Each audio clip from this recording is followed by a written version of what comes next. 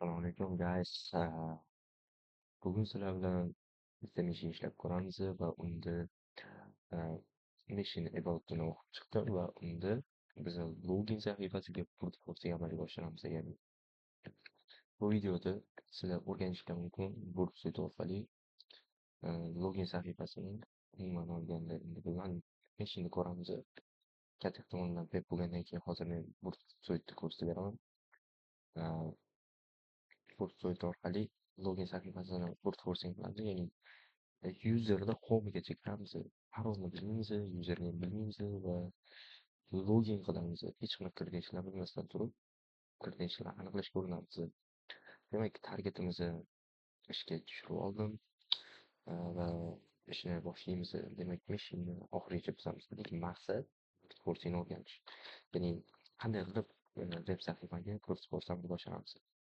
Demak, targetimizning IP'si mana shu 192.168.129.195. Ya'ni men buni qayerda ishlayman? Offset saytining adashmasam nomi DC4 machine'ni hop darajasi hop intermediate darajada ekan va o'sha machine'ni ishlaymiz. Hop, demak, birinchi qiladigan ishimiz target IP'si aniq va doim qiladigan ishimiz nmapdan boshlash. Demak, nmap dash hamma portni scan qilsin. dash rate beramiz.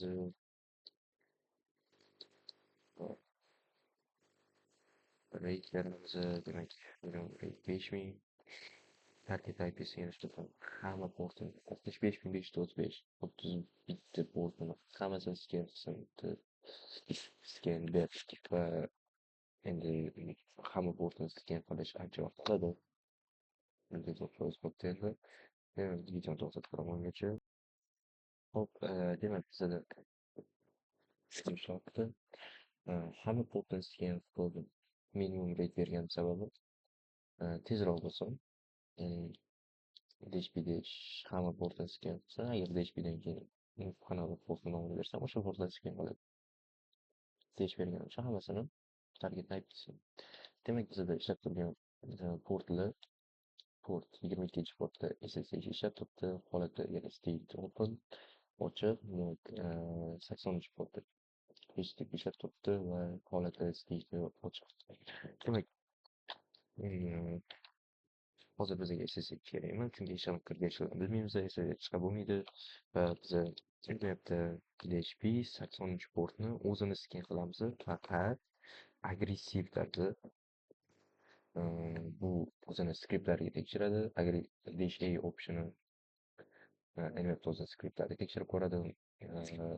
Targetga o'sha nmapda dash CV optioni, ya'ni versionni aniqlash, qaysi operatsion tizimda ishlab turganini aniqlash yoki bo'lmasam hoplarni ham ko'rsatib beradi. Hop, demak, title'largacha ko'rsatadi, header'largacha. Demak, bizda natijamiz chiqdi. Porti 80, state holati ochiq, service HTTP version, ya'ni nginxni targetimiz endi nginx degan 1.15.10 versiyasi.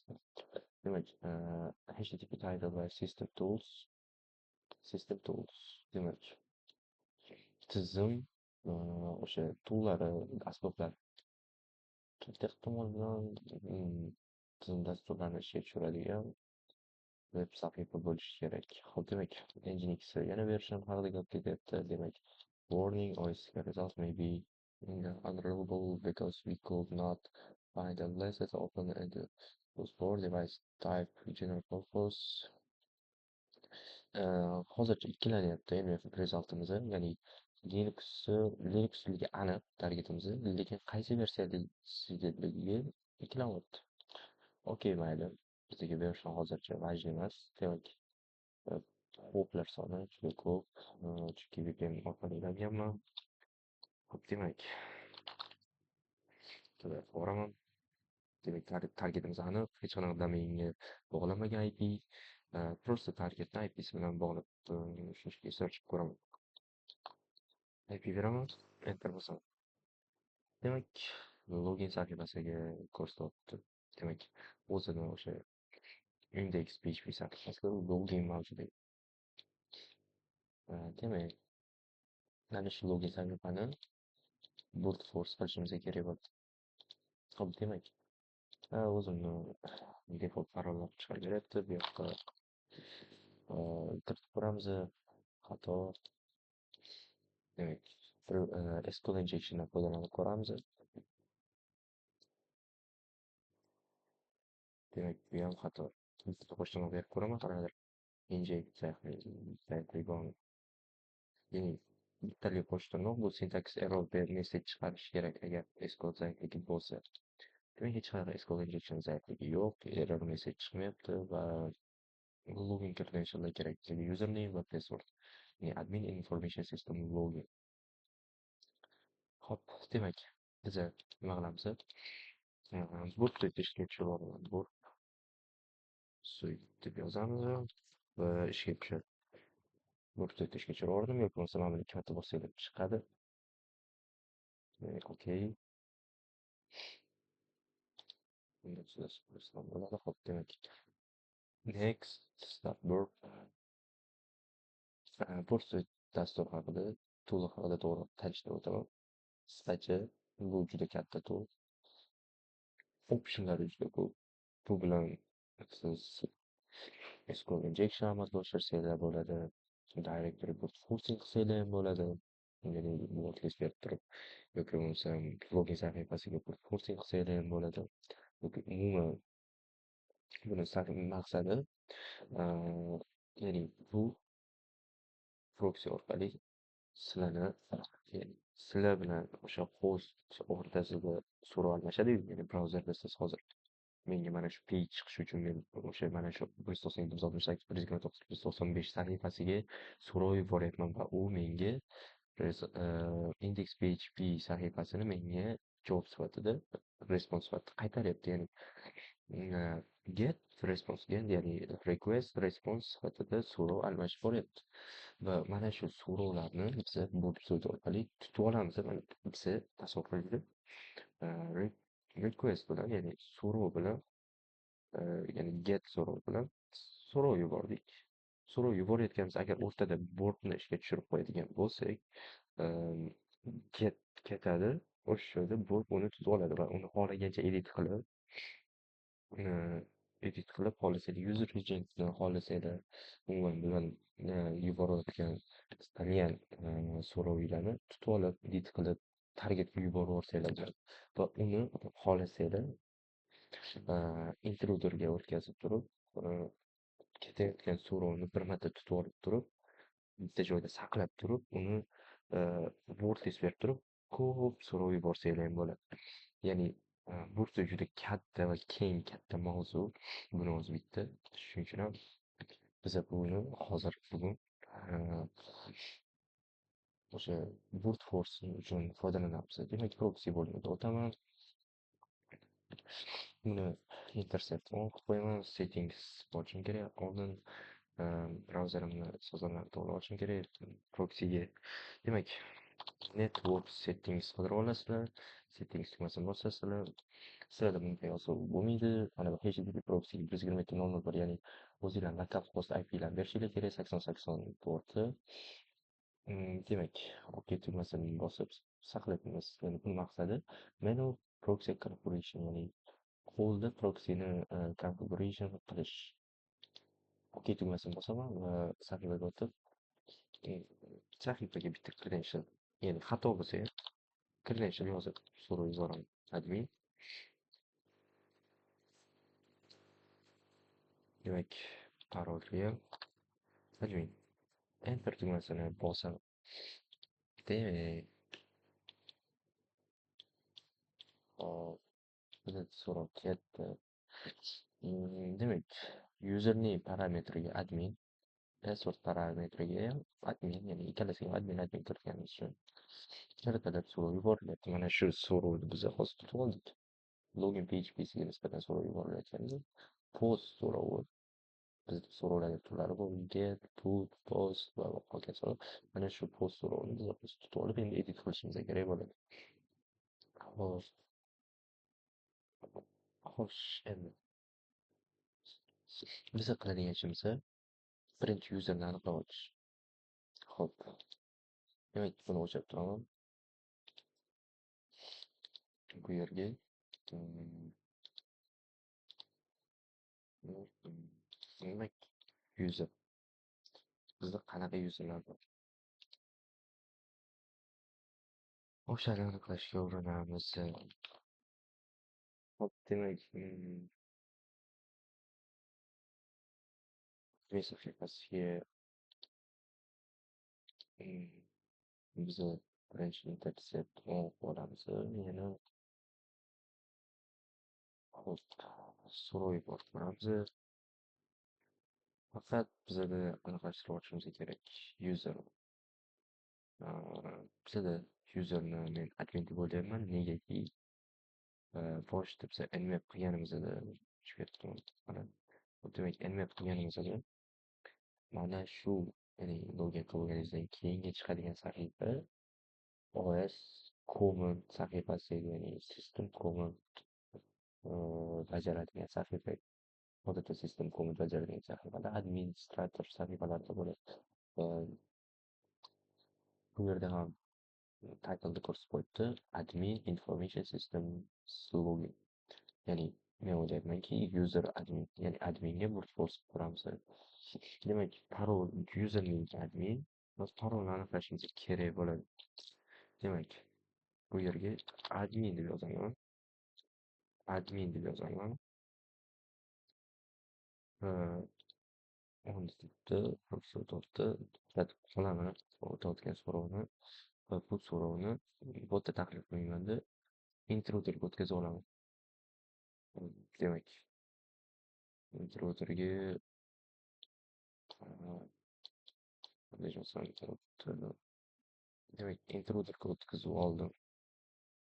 O'ylayapti bu yoqda hozircha.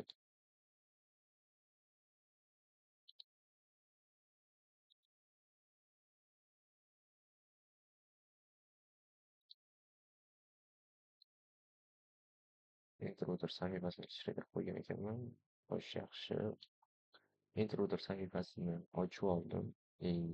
Ketayotgan so'rovni to'xtatdim, intruderga send qildim, yana o'tkazdim. Endi esa bu yerdan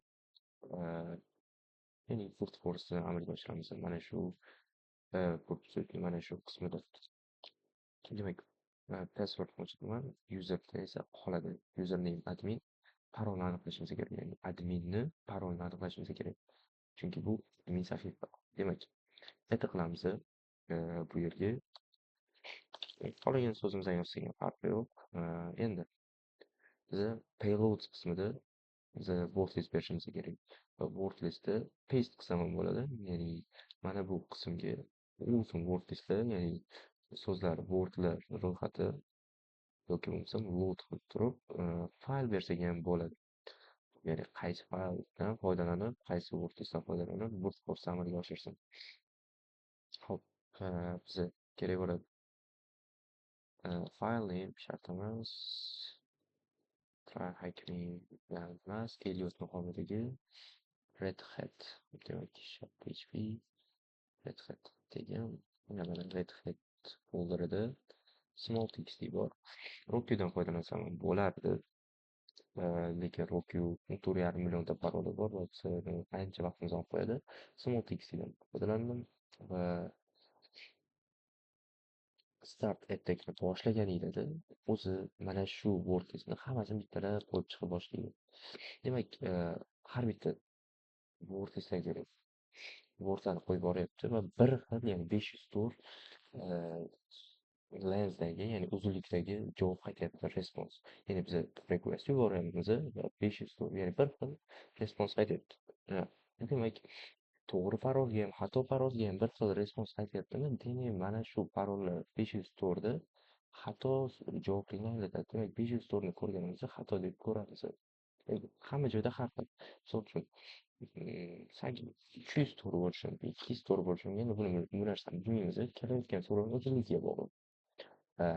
Tahlil qilamiz. Ya'ni yozayotgan so'rovni, misol uchun bu ham so'rov ham tekst o'sha tekst formatda keladi, ya'ni so'z formatda. Mana bu post emas, endi so'rov keladi.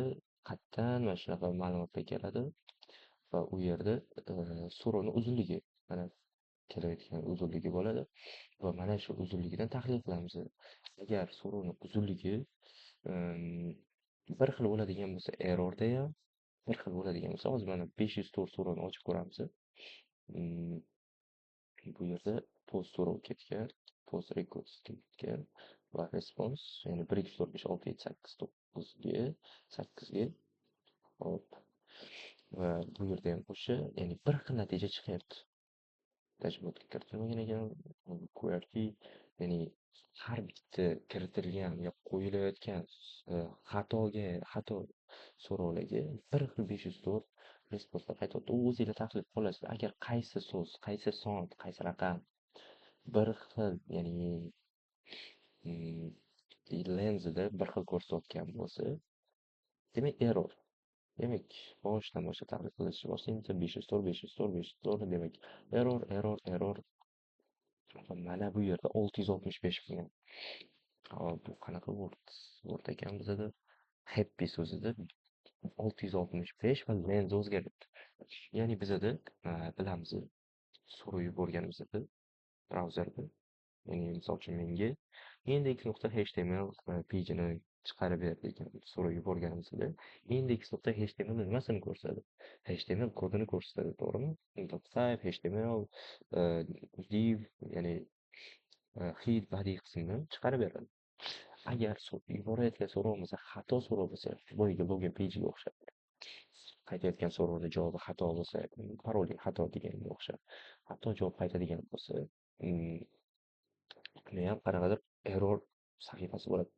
Misol uchun siz 1 dan 8 gacha parol qo'ysangiz ham, 1 dan 7 gacha parol qo'ysangiz ham, ikkalasida ham xato ko'rsatgan bo'lsa, ikkala xatoni ham javobi bir xil bo'ladi, to'g'rimi? Error. Endi agar siz to'g'ri parol kiritadigan bo'lsangiz, login sahifasiga kirib ketadi, ya'ni to'g'ri parol va login sahifasidagi HTML kodi ko'riladi, to'g'rimi? Ya'ni bizda aniqki, xato javobni HTML kodi uzunligi, misol uchun nechadir bo'lsin, bizda hozir 504 bo'lib turibdi. To'g'ri parol kiritilgandagi so'rovni javobi esa, misol uchun nechadir bo'lsin. Ular farq bo'ladi, to'g'rimi? Ya'ni HTML kodlarni uzunligiga qarab, endi har bitta yozilgan HTML kod bir xil bo'lmaydi-ku. Shuning uchun biz analiz qilamiz va mana bu 504 larni hammasi hozir xato. Ko'rishingiz mumkin. Men уже to'xtatsam ham bo'ladi. Bu yerda qayta to'xtadi. Buniki so'zim bu kursimizni natijasini yo'qotib turaman. Xo'p, buni yopaman va даже kirib ham ketdi. Misol uchun mana buni kirganimda misol uchun salom deb yozaman va submit tugmasini bosaman. Bugun cookie'ni saqlab qo'yapti. Login sahifasi ochilib. Ya'ni bu bizada login bo'lib ketdi, bu turib har bitta so'rovni o'zgartirib, word listimizdan foydalanib so'rov yuborganimizda muvaffaqiyatli login bo'lib ketsa uchun endi login page'idan chiqib ketmayapti. Agar bizada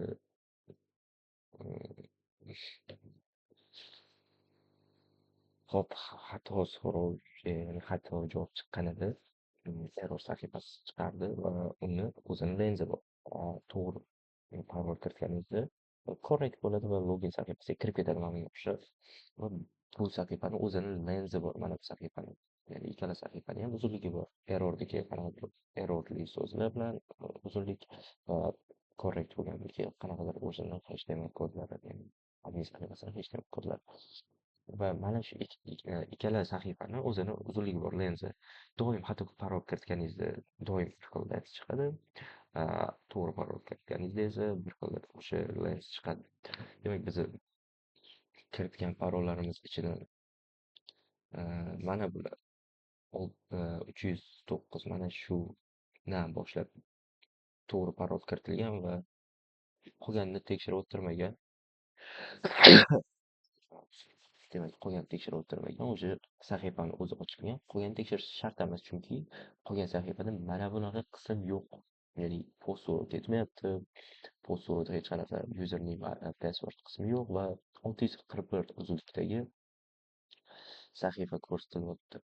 U yerga try, ya'ni har bitta o'sha parolani kiritib chiqyapti. Lekin u kiritib chiqqani bilan o'zi sahifa ochilib bo'ldi, shart emas. Demak, mana bu qismdan keyin sahifa ochildi. Demak, parolasi nima ekan? Admin userni paroli happy ekan. Demak, adminni paroli happy aniqlandi. Demak, siz qanaqadir login sahifasi bor, misol uchun WordPress login sahifasi bo'lishi mumkin. Bilmadim, Instagram bo'lishi mumkin, Facebook bo'lishi mumkin. Agar blok qilmasa, siz o'sha login sahifasidagi ketayotgan so'rovni websaytda to'xtatib qolib, WordPress berib turib, o'sha birinchi qilingan shiylar nima ekan? Demak, biz bo'ldi kirib oldik. Demak, ikkisini bosib ko'rsatsam bo'ladi. Discard. Demak, intercept on qilasizlar, websaytni birinchi ishga tushirib olasizlar. Xohlasanglar terminaldan xohlasanglar mana bu dastur chiqib turadi. Agar chiqmasa, mana bu qismni qidirib topib olasizlar websaytni tool'larni ichida. Demak, websaytni topasizlar, ishga tushirasizlar, intercept on qilasizlar, o'tayotgan so'rovni to'xtatib qolib, mana bu yerda so'rov o'tadi. Misol uchun, mana bu bitta aylantirsam, mana bu yerda so'rov o'tyapti, uni to'xtatib qolasizlar va u narsani send to intruderga o'tkazasizlar. Repeaterga emas, sequencerga emas, organizer, comparator, birortasiga emas, birinchisiga ham intruderga. Ular o'zini vazifasi bor va intruderga o'tkazasizlar. Intruderda add qilib, o'sha qaysi qismni brute force qilish. Agar sizlar userni bilmaysizlar, tasavvur qiling, men user qilaman. Men degan user qildim. Chunki admin sahifasi bo'lganligi uchun. Tasavvur qilinglar, userni bilmaysizlar. Username nima bilmaysizlar. Va parolni bilishinglar mumkindir. Qayerdandir parol topib oldinglar tizimni. Tizimni buzayotganinglarda va parol topib oldinglar. Endi bu narsani nomini password spraying deyiladi. Odatda domain controller yoki Active Directory deb qo'llaniladi. Topib olingan credentialni spraying qilgan holatda qaysi o'sha Active Directory'dagi qaysi userga tegishliligini aniqlash. Endi biz Active Directory ishlamaymiz, web machine ishlayapmiz va biz endi parolni topib username'ni brute force qilish odatda kamdan kam bo'ladi. Endi u chiqib qolsa nima qilishni o'rganib oldik. Agar qaysi qismni brute force qilishni xohlamoqchi bo'lsanglar, o'sha qismni o'chirib tashlaysizlar. Misol uchun Facebookda brute force qilmoqchiman. Add tugmasini bosasizlar. Mana bu qism ochib beradi o'zinglar uchun. Buni ichiga yozasizlar. Qolgan so'zingiz admin, password. No, shart emas yozishinglar. Odatda yozish maslahat beriladi. Load deb fayl berasizlar. O'sha wordlist yozilgan fayl. Misol uchun meni o'sha Red Hat'ni ichidagi small txt'imda mana bu wordlistda yozilgan. Ya'ni o'rtada uzun xatoli, xatoli wordlist yozilgan. Misol uchun yoki berishinglar mumkin yoki umuman bir turli credentialni topib oldinglar, robots.txt'ni o'qib yoki bo'lmasa assemblyni buzib ko'rib, enumerate qilib wordlistda topib oldinglar deyishingiz mumkin. Istalgan mashina ishlayotgan paytinglarda o'sha wordlistlarni o'zinglar uchun xohlasanglar bitta wordlist.txt faylga saqlab olib turib, uni bersanglar bo'ladi. Load fayl qilib yoki bo'lmasa paste qilib mana bu yoqqa o'sha hamma misol uchun mana buni bosib turib, mana bu hamma wordlistlarni bittalab yozib chiqib, uni ham ishga tushirsak bo'ladi. Start attackni bosasizlar va birdaniga ishga tushib ketadi. Va bittalab o'sha sinab chiqadi. Hozir bizda muvaffaqiyatli successful login bo'lgani uchun, ya'ni 641 to'g'ri, correct, voy 540 chiqayotganku. Bu error sahifasi edi. Endi 641 bu to'g'ri, correct bo'lgani uchun birdaniga login bo'lib ketgan. Tizimni o'ziga shuning uchun ham o'sha correct sahifasi chiqyapti. Qiziqmas, hozir qildik chunki demak tushundinglar. Demak, men buni o'chiraman. Settingsni to'g'rilab qo'yaman. Negaki WordPress'da ishga tushirib, o'chirmasdan tashlab ketsanglar va proxyda qolib ketsa, u doim to'xtatadi. Endi WordPress vazifasi to'xtatib turib jo'natish-ku. Bunda esa agar settingsdan o'sha proxyni yoqib qo'ysalar, u to'xtaydi va hech kim jo'natmaydi va shu joyda so'rovlar doim to'xtab turaveradi va brauzerda hech qanaqa sahifa, offset sahifa ham, mana bu o'zimiz bergan login page ham yoki bo'lmasa masalan Instagramga search qilsanglar ham so'rov ketmaydi. Shuning uchun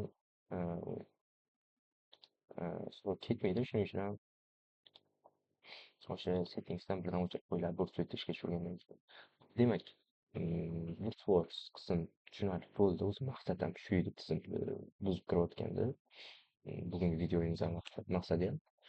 Demak, tizimga kirdik, nima qilamiz? Demak, comment qismini bosaman, link a tagida. Demak, 3 ta demak, comment bajara olar ekanmiz. List files, disk usage, disk free. Demak, list files run qilaman. Okay.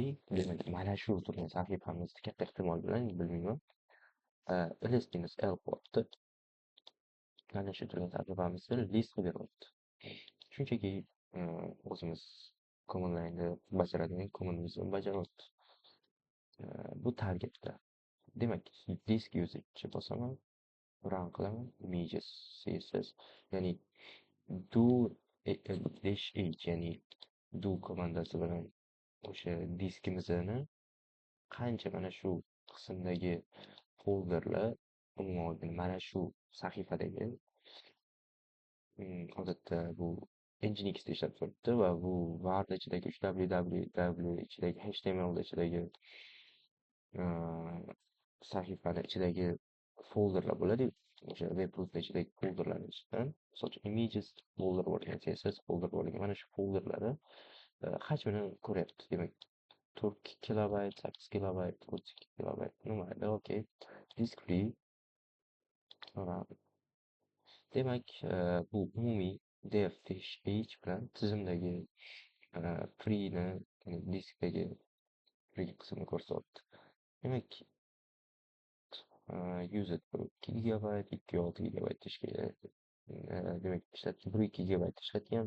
PBL 2.6 gigabayt, demak 31% ishlatgan. Qolgan esa nimalardir, xo'p, shart emas. Bizga o'zi umuman Posprat ko'mib ishga tushyapti, to'g'rimi? Yana BootStreet ishga tushiradikchi. Demak, BootStreet yana ishga tushiraman. Bu yerda qanaqa so'rov ketyapti? Ya'ni bu yerda hozir system kommentlari ishga tushiryapti, to'g'rimi? Qanaqa kommentlar bilan ishga tushiryapti? Shu narsani qilishim kerak. Agar header qismida mana shu ishga tushirilayotgan kommentlar qanaqadir parametrlarga o'zlashtirilib so'rov yuboriladigan bo'lsa, okey, unda nimadir qilsam bo'ladi. Agar unaqa emas bo'lsa, unda hech qanaqa variantimiz qolmaydi. Xo'p, mayli. Proxyga o'tamiz. Intersectni on qilaman. Settingsni to'g'rilab qo'yishim kerak bitta. Ketayotgan so'rovni hammasini mendan o'tkaz, ya'ni mana 127.0.0.1 IP adresimni 8080-portidan o'tkaz proxyda. Okeyni bosaman. Demak, mana buni run tugmasini bosaman. O'zi orqada ko'rishingiz mumkin, ko'p bo'ldi. Ya'ni ketayotgan so'rov ishga tutib qoladi. Qarab turishimiz ham mumkin, ya'ni ko'rishimiz ham mumkinki, radio parametriga ls-l commandni, ya'ni system commandni, o'sha operatsion sistemamizda Ubuntu dedik, Ubuntu bo'ldi. Ya'ni Linux dedik-ku, Linuxda o'sha operatsion sistemani command ishga tushib, so'rov yuborilyapti va run. Demak, mana shu ketayotgan so'rovni kelinglar mana shu joyni o'chirib, menga qiziq, demak, who am I deb yozib ko'rish. Demak, mana shu yerda forwardni bosib ko'raychi, nima natija chiqarkan. Ko'rishingiz mumkin. Who am I deb yozib ko'ryapsizlar. Mana shu brauzerni kim ishlatib turgan bo'lsa, o'sha userni odatda www data bo'ladi. Ya'ni servis user. Qaysi servis ishga tushirilganiga bog'liq. Misol uchun Nginx apache bo'lsa, www data bo'ladi. Ya'ni www data userini men kimman deyapman, www datasan deyapti. Natijasida demak, sistem komandlarini tutib qola olarkanmiz va uni o'zgartirib turib ishga tushira olarkanmiz va uni rezultini brauzerda ko'ra olarkanmiz. Demak, men mana shunday yana qaytadan present qilaman. va ketayotgan so'rovni to'xtataman. Let me say, ketyapti yana bu yerga. Yo'q, mana shu qismni sen biza boya intruder qismini ko'rdik. Intruderni nima qilsak bo'larkan? Ya'ni payload qilib brute force qilsak bo'larkan. Repeaterni o'tkazib nima qilamiz? Repeater nomi bilan aytyapti. Ya'ni return qilaver. Ya'ni misol uchun mana bu ketayotgan request so'rov bor-ku. Mana shu request so'rovni xohlagancha o'zgartirishinglar mumkin. Xohlasanglar user agentni o'zgartiringlar, xohlasanglar acceptni, xohlasanglar accept language'ni, xohlasanglar content type'ni, xohlasanglar content length'ni xohlagan joylarni o'zgartirib turib, mana buni sen buni tugmani mana bu mishga bosib xohlagancha o'zgartirib so'rovni yuborib, istalgancha o'zgartirib so'rovni yuborsanglar bo'ladi. Bu xuddi qo'lda brute force'ga o'xshaydi. Boyagi brute force qismi bordiyu, admin, username, admin, password nimadir, xullas o'sha xohlasanglar o'sha passwordni o'chirib turib, Kali deb yozasizlar, send deb yozasizlar, passwordni o'chirib turib, uni yozasizlar, send deb yozasizlar. Ya'ni qo'lda bu manually brute force'ga o'xshaydi. Intruder esa unga word list berib, o'zi o'sha narsani qilib beradi. Ya'ni farqini tushunib oldinglar. Repeaterda qo'lda bittalab bosib, ketayotgan so'rovni qo'lda o'zgartirib chiqamiz, bittalab to'xtatib. Ya'ni ketayotgan so'rovni to'xtatamiz va uni xohlagancha o'zgartirib yuboramiz. Va intruderga o'tkazib qo'ysak, intruder o'zi payload qilib beradi. Bizga o'sha word listlarni payload qilib beradi. Ya'ni o'sha word listlarni o'zi bittalab tekshirib chiqadi. Biz agar qo'lda qilmoqchi bo'lsak, repeaterdan foydalanamiz. Hozir men hech qanaqa brute forcing amalga oshirmayapman. O'zi odatda brute forcing amalga oshirish bu xato fikr repeaterda. Shuning uchun men nima qilishim kerak? Ketayotgan so'rovni tutib qolib, uni OS komandlariga, ya'ni operation system komandlariga aylantirishim kerak. O'zi tizimda mana bunaqa komand ketyapti. Mana bu komand ketyapti tizimda.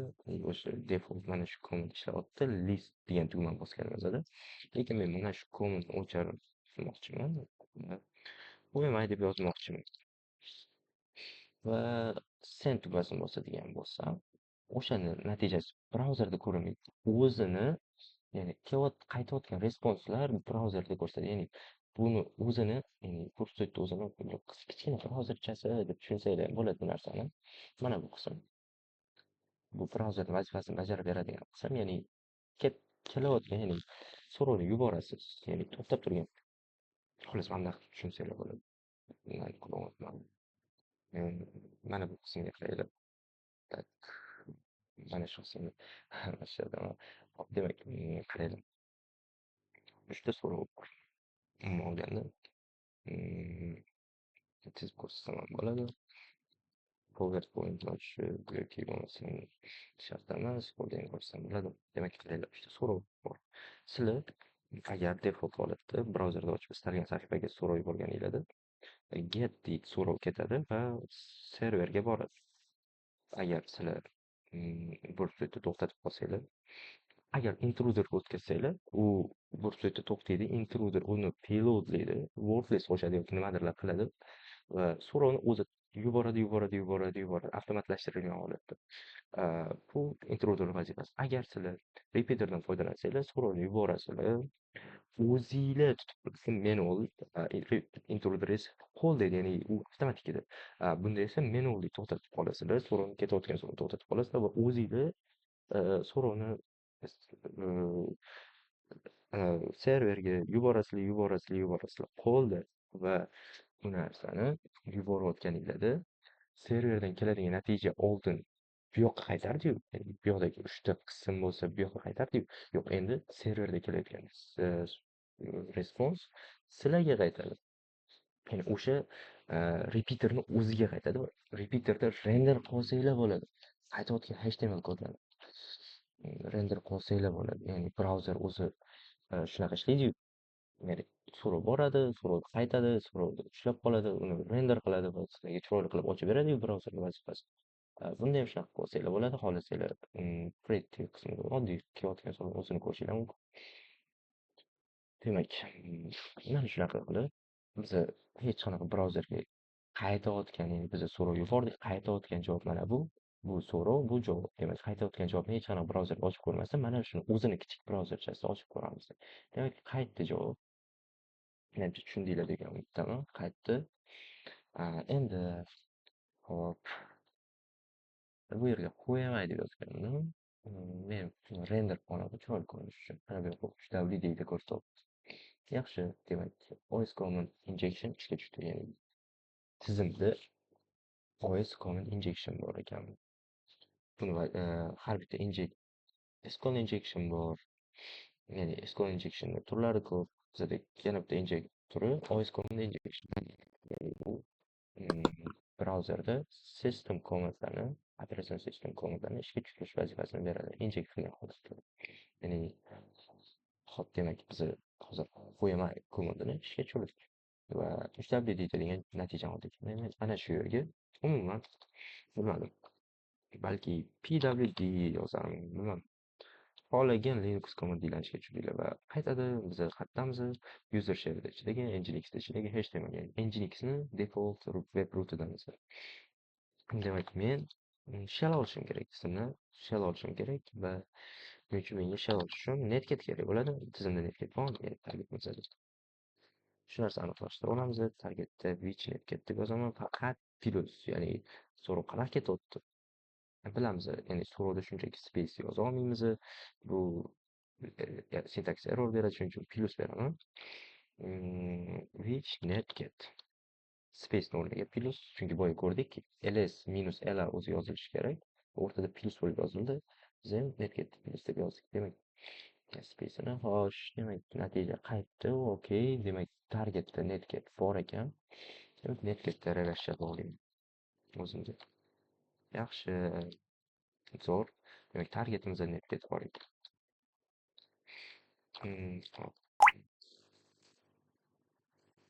Hop, demak, rl graph dash okey, netcat dash nlvp qaysi port? 7 portiga shell qabul qilish uchun listen yopib qo'yaman. Hop, demak, bu yerga netcat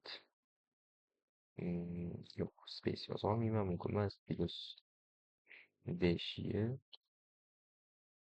plus, ya'ni yana space bin 5 shellni olib kelaversin. Plus kimga? Men IP'm yuqorida ko'rinib turibdi. VPN bo'lganim uchun menga, ya'ni 192 168 45 184 ga qaysi portiga yana space yozyapman. 47 portiga. Chunki u listen qilib turibdi. Qani bu yoqda mana bu yoqqa olib borib, run tugmasini bosaman. Hop, turamiz.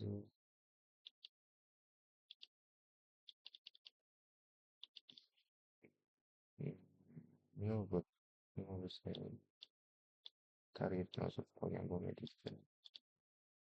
Send tugmasini bosish kerak. Hop, demak, send tugmasini bosdim.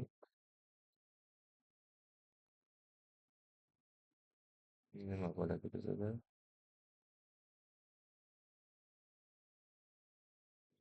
Netcat dash 1005 198 164 bosdim deyapti.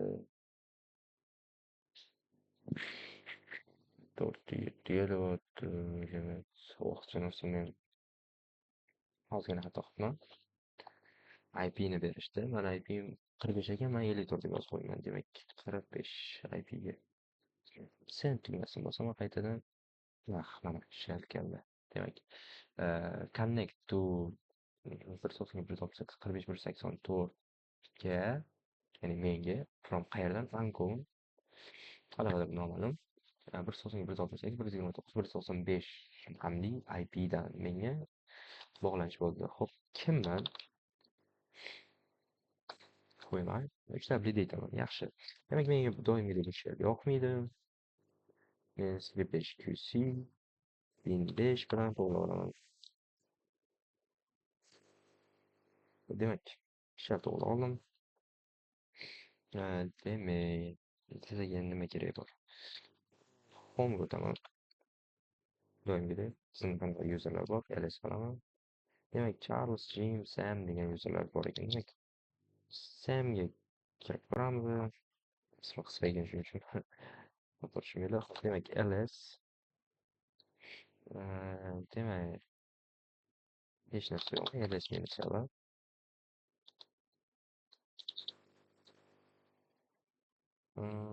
Hech narsa yo'q ekan, yaxshi. Orqaga qaytamiz. ls qanaqa yuzerlar bor edi? Jimga Samga ko'rdik. Yana Jimga kirib ko'ramiz. ls meni chala. Demak, Samni homida hech narsa yo'q. Lekin Jimni homida 5 lockout, 5 archiv, bu default faylni user yaratilgandan keyin backups nomli fayl bor ekan. Qiziq, nimaga backup nimani backup qo'ydi bu aytishga. Xo'p, demak, backupsga kiramiz. ls nima bor? Old passwords backup. Yaxshi, balki qanaqadir userning paroli bordir. Xo'p, demak, men buni o'zim o'tkazib olishim kerak yoki bo'lmasam cat qilsam ekan. Cat old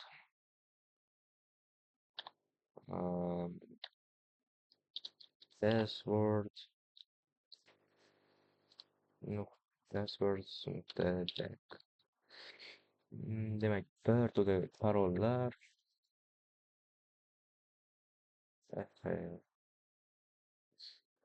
shularni o'zimga tashlab olishim kerak. Kopiya qilsam ekan. Hop, mayli, erinmaymiz, kopiya qilamiz.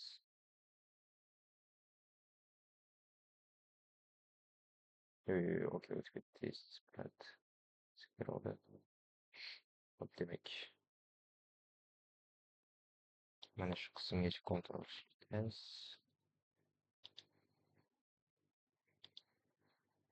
Demak, retract o'tib olaman. Bu yerda word list degan fayl ochaman. Unga yozaman hamma qilganim Ctrl X. Endi yana nimalar bor? Aytgancha local textni ko'rgandek bo'ladimi?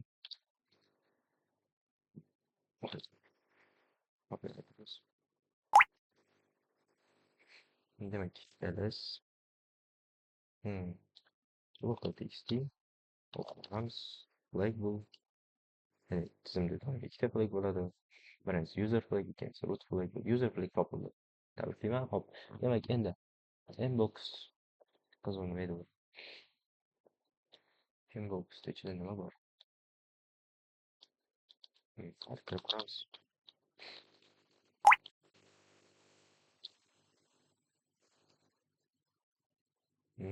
Not a directory file nima bu? Okey, kirib ko'ramiz. Nima bo'lsa ham binary file bo'lmasin. Inbox cat qilaman. Permissionlar. Yaxshi, okey. Endi nimaga permission bor? Let's lr qilaman. Demak, test.sh ga read write permission bor ekan. Va bu Jimniki ekan. Hop, read write permission bor. Mayli, balki test.sh crontabga qo'yilgandir. Chunki hozir ishga tushganim bilan 3w data nomli ishga tushiraman, shuning uchun Jimga o'tib ketib qoldim deb. etc crontabni o'qib ko'raychi. Doimgidek crontabda baloyam yo'q. Hop, mayli. Word list bor bizada. Demak, Hydra bilan u kimni word list bo'lsa kimni xohlaman men hozir Jimnimi? Demak, Jimni word listi sifatida ishga tushirib ko'raman. Demak, Hydra hop,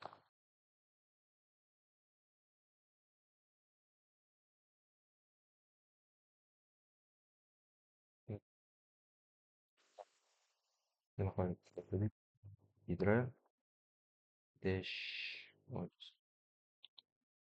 dash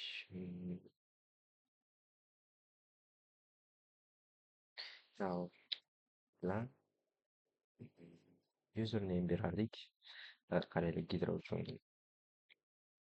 sintaksis kichkina yol bo'lsa aniq username, agar katta yol bilan bersak wordless beramiz. Demak dash out bilan bizda username aniq.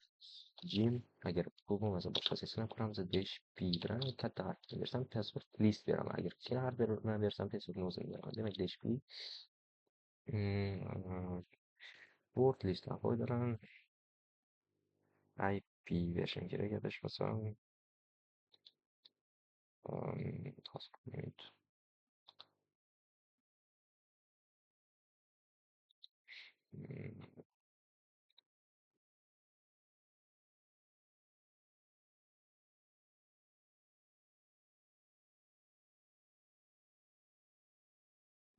IP berishim kerak, to'g'ri. Username bitta ko'rib oldim. Demak IP'si nima ekan bu bolakay? Xo'sh, demak 192 168 129 195 192 168 129 demak nimani bo'lib ko'rsatsam exception ya'ni gidro shall gym ya'ni kichkina l bilan haqiqiy username beramiz, desh katta p bilan wordless beramiz. Agar kichkina v bilan berganda so'zni o'zini berardim, ya'ni parolni o'zini. Demak IP va SSH bir gidro va enter bosaman. Xo'sh, bo'lmasa qo'shimcha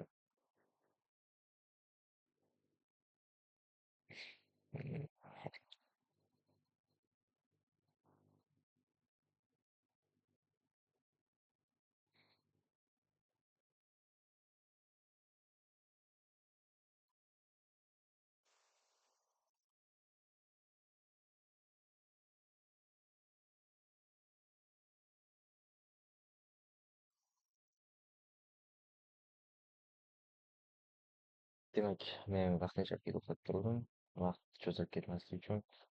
Gidrovoshni ko'rgan edik. Result chiqdi. Demak Jimni paroli ekan, yana boyagi Jimni wordless deyishgan, Jim uchun ekan. Va Jibril 04 paroli esa mana shu. Demak bizda boshda adashmasam nima qilganimiz SSH ochig'ida. Yaxshi SSH chiqdi. Jimni kiraveramiz. Demak SSH Jim IPni kelib boraman. IP beramiz. Samsung paroliga nima qo'shim kerak? Fingerprinting yes degan beraman. Enter. Demak yaxshi, biz Jim bilan tizimga login qila oldik. Demak bizda boya o'qiy olmagan bitta faylim bor edi. Demak qaysi fayl bo'ldi adashmasam mbox edi, to'g'rimi? Boya o'qiy olmadik. Demak mboxni endi men o'qiy olaman. Hop, qonunda chinlar mbox debdi, to'g'rimi? Buni o'qiy olaman. Yaxshi. Cat mbox.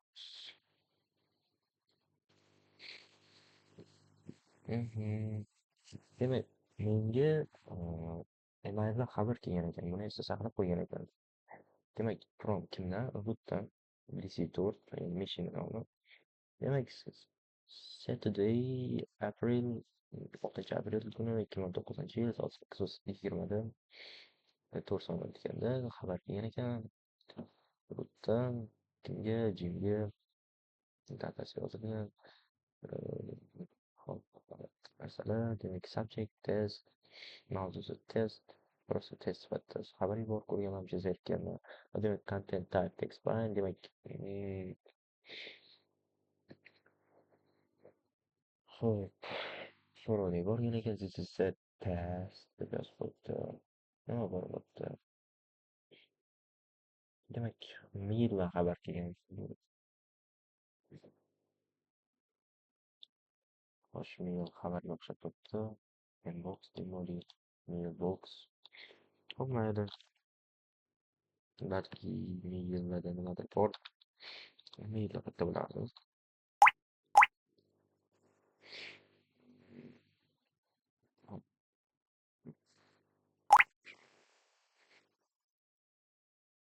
CD barda bo'lardi. mail. Demek backup speech leave local log mail ortaya mailga kira olaman. Balki unutishaveradi meni xabarim. Bu Gmail uchun xabar ketdi men uchun. Demak, bu ish qilib qo'llamasdan aytgancha xatos. Demak, kelishim bilan kelgan xabarni o'qib olaman. Demak, From Charleston xabar kelgan ekan. Saturday 2019-yil soat 9:15 o'tganda bir soatdan keyin xabar kelgan ekan. O'sha kuni Jimga, menga xabar kelgan. Subject holiday, holiday yaxshi, holiday uchun version type Charleston. Hi Jim, salom. Hop, yaxshi. Heating up on holidays at the end of today, so the boss asked me to give you my password just in case anything goes wrong. Password is hop translate birinchi nima debdi bu?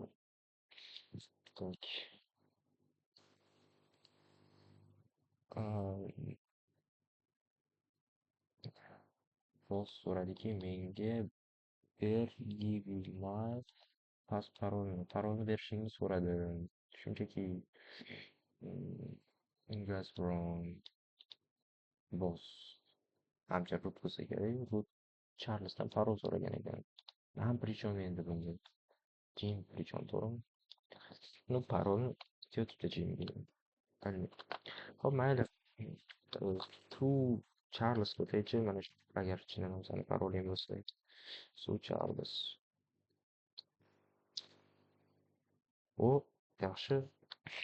Charles o'tib ketdim.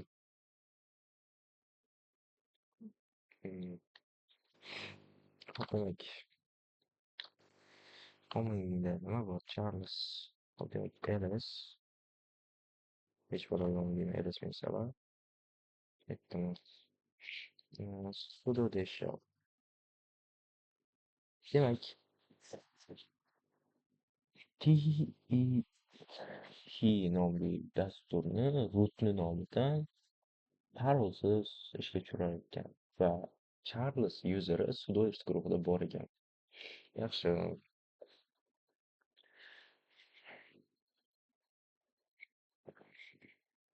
Xo'sh, demak, g'aroyib topdim. Qiziq, mana bu qanaqa dastur o'zi? GTFO izlayapman hozir. Mana GTFO aytdim. Hop, demak, bu yerga dastur yozaman. Chiqmadi. Qarab ekan. Which binary is true? T terminal hex editor.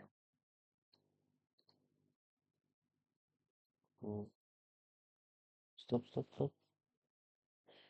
The name TH might have playful words like standard Unix Linux command.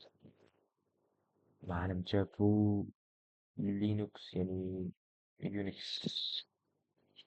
o'sha operatsion sistemadagi T'ni alternativ variantimi yoki eski variantimi?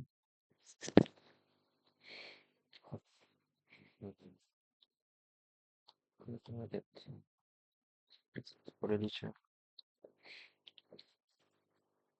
Katta ehtimol bilan eskiroq versiyasi bo'lsa kerak. Ya'ni eng o'z kerak. Hop, demak,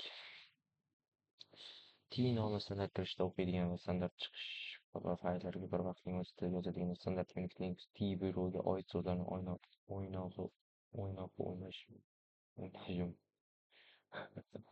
o'ynashi. Okey, hop. Ya'ni T nomli dastur eski Unix operatsion sistemalari uchun ekan. Mm, Ya'ni T'ni T degan dastur bor. Bu dastur o'sha fayllarga edit qilish uchun yordam beradigan dasturlardan bittasi. O'sha echoga o'xshab ketadi. Echoda fayl degan narsa yozamiz. T'dan ham shunaqa foydalansak bo'ladi. O'shani alternativi demoqchi. Biza endi GT OBSdan T'ni qilib ko'ramiz. T bor ekan yaxshi. Demak, SUID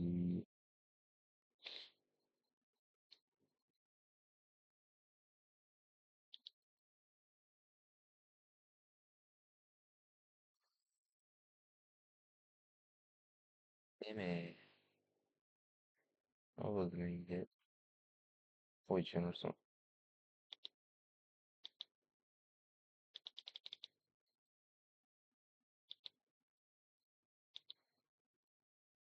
Linux'ga nimadir bo'lyapti.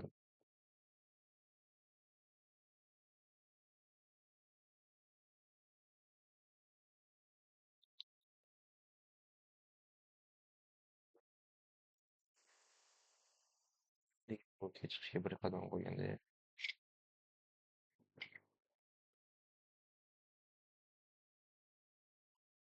voy janob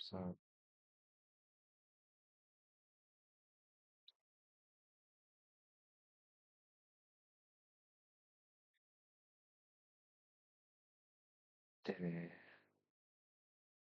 meshim o'chib ketdi. VPN'dan ham uzilib qoldik. Qaytadan o'ylanaman, soat necha bo'ldi? Soat 2:30. Okey, bular ko'rsatdi. Inshaalloh hozirdan уже поздно. Brat, meshing ishlayaptimi?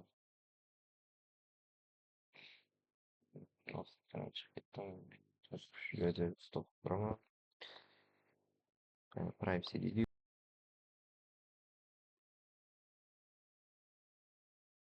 Qaytadan o'ylan.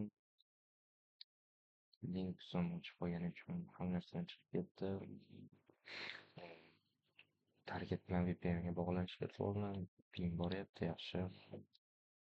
Demak, qayerga to'xtab biza Charles nomli yuzerni topgan ekanmiz. Chiqib Charlesga yo'l Say Charles. Oy, çok IP'sinden çıktı. Yok.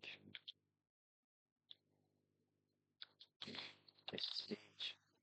Charles. Hiçbir şey yapmıyor.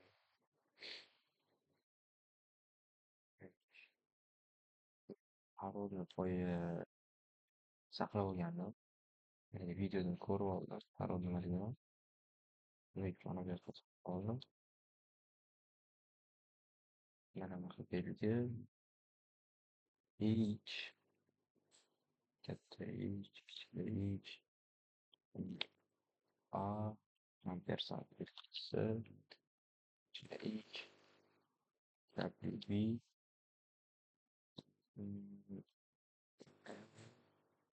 No. Y. Demak, parolni boya videoda ko'rib oldim. Demak, parol beraman, enterni bosaman. Demak, Charlesga o'tib oldik. Boya esingizda bo'lsa, o'sha Jimdan turib Charles parolni topib olgan edik. O'sha Mbox ichidan, ya'ni mail ichidan endi o'sha parol bilan SSH to'g'ridan-to'g'ri kirib ketdim. Demak, soloda ishlatilganim, qanaqadir dasturni ko'rgandik. T dasturining alternativ variantini endi mana shundan foydalanib rootga chiqishga harakat qilamiz. Demak, bizada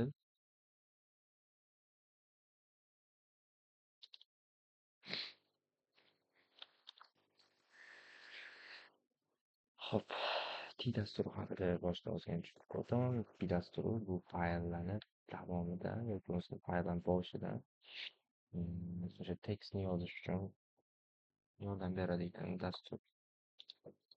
Demak, men butun olishga tushirsak bo'larkan T dasturini. Buni bilasizlar, butun tizimga общий hamma fayllarga permissionlarga ega. va menga hozir meshni ochib qolganda bitta ideya bo'ldi.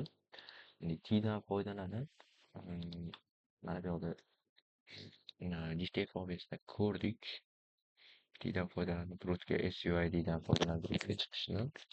No, men bularga ochiq aytsam tushunmadim va menga bitta g'oya kelib qoldi. Mana shu T'dan foydalanib, ya'ni T'ni alternatividan foydalanib, PSWT'ga yangi user qo'shib qo'yish, ya'ni root user, UID'si, ya'ni ID'si 0 bo'lgan user qo'shib qo'yish va o'sha narsani qilaman. Demak, echoda yozaman. Bitta user yozaman. Demak, Elliot nomli user. Demak, ikkita nuqta bu PSWT'ga ya'ni cat PSWT'ni o'qiganinglarda o'zini sintaksisi bor, unga просто o'zinglar user qilib keta olmaysizlar, yozib keta olmaysizlar. Shuning uchun PSWT'ga yozish o'zini grammatikasi desa ham bo'ladi bir tomondan. O'zini qoidasi bor, ya'ni username beriladi. Bitta nuqta bilan bu yoqda ID'lari beriladi, keyin user root, uni homi, shell. Demak, biz ham shunaqa qilamiz. Demak, echo qilaman. Qo'shtirnoq belgisida ichida yozaman. Bizga Elliot nomli tizimda root user yaratishim kerak. Ikkita nuqta. Demak, ID'si 0 ga teng bo'lgan, ya'ni root user bo'lgan nuqtalar yozaman. Keyin 5 bo'lsin shell. Ya'ni home'ga hech narsa yozmadim, e'tibor bergan bo'lsanglar. Mana bundan keyin home yozilardi. Xo'p, demak, bu yerda bitta bo'sh joy va bundan keyin home yozilardi. Ya'ni home qaysi bo'lsin, root userni home yozib o'tiraman, chunki menga home shart emas. Demak, uni shuni yaratib olish kerak shart emas. Shuning uchun demak, bu yerga shellni yozaman birdan. Home'dan keyin shell beriladi. Demak, keyin 5. Demak, keyin 5 deb yozaman. Yo'q, piling belgisi, demak, belgisidan keyin sudo t sh dash a bilan dash a optioni bilan qatga etc pswdga mana shu komandni yozaman. Syntax sifatida bitta qarab olishim kerak.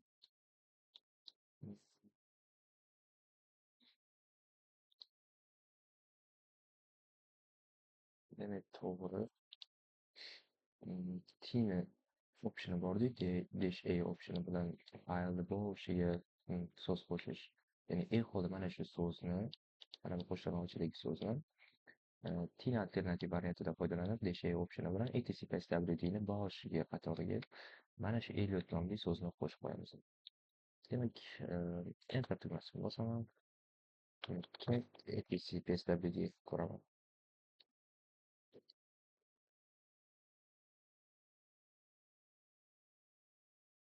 Demak, oxiriga qo'shildi.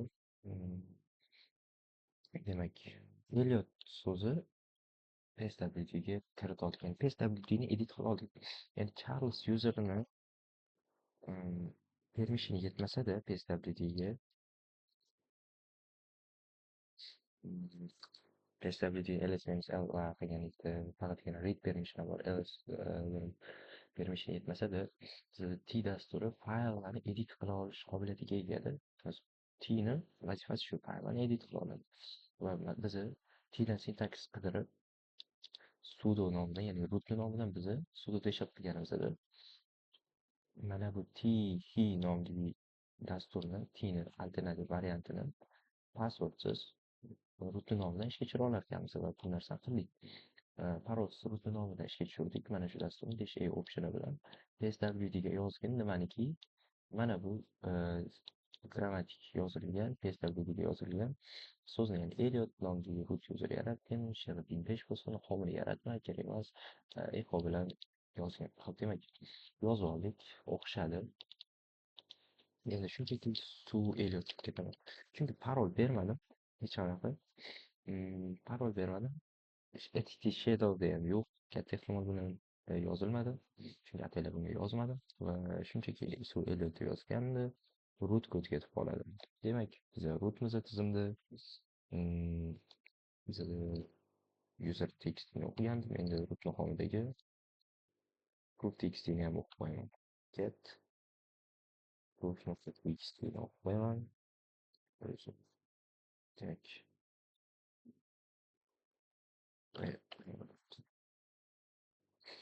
tekstini o'qib qo'yaman. Demak, root user flag, ya'ni user flag ikkala flag ham topildi. Okey, yaxshi. Tizimni qo'lga oldik. Demak, tushunarli bo'ldi degan umiddaman. O'z maqsadimiz bizani login sahifaga brute force qilish edi. Uni qanaqa qildik? Ya'ni brute suite'da intruder va repeaterni o'rgandik. Masalan, bitta qaytarib ko'ringlar. Bu brute suite haqida to'liqroq ma'lumotga ega bo'lishingiz uchun, misol uchun ChatGPT, Gemini yoki bo'lmasam Portswigger nomli sayt bor. Bu o'sha Portswigger o'zining rasmiy sayti. Portswigger nomli dastur veb-sayt bor va undan ham ma'lumot yig'sanglar bo'ladi, o'rgansanglar bo'ladi mana shu Portswigger haqida. Demak, login sahifalarni brute force qilishda omad tilayman. Videomiz tugadi. Sog' bo'linglar, salomat bo'linglar.